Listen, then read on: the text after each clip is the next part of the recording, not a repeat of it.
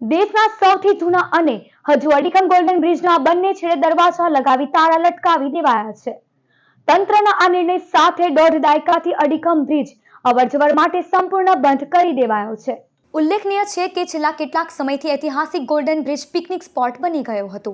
લોકો બ્રિજ ઉપર જોખમી સ્ટન્ટ કરતા અને જીવ જોખમમાં મૂકી સેલ્ફી લેતા વાયરલ થયા હતા. 1 કિલોમીટર કરતાં લાંબા આ બ્રિજની ઊંચાઈ વધુ છે અને નીચે નર્મદાનો વિશાળ પ્રવાહ છે. વાયરલ થવા માટે લોકો દ્વારા ખેડવામાં આવતું જોખમ હોનારતને આમંત્રણ આપે તેવો સતત ભય નજરે પડતો હતો. ગોલ્ડન બ્રિજના છેડે તૈનાત પોલીસના કાબૂમાં ન રહેતી ભીડ પર નિયંત્રણ મેળવવા આખરે તંત્રએ આકરો નિર્ણય લીધો છે. ગોલ્ડન બ્રિજના બંને છેડે લોખંડના દરવાજા લગાવી તેના પર ખંભાટી તાળું લટકાવી દેવાયું છે. તંત્રના આ નિર્ણય સાથે ઐતિહાસિક ગોલ્ડન બ્રિજ સાથે યાદગાર પળોને કેમેરામાં કેદ કરવાની લોકોની મનસા અધૂરી રહેશે. બીજી તરફ તંત્રએ લોકહિતમાં નિર્ણય લીધો હોવાનું સૂત્રો તરફથી જણાવાઈ રહ્યું છે.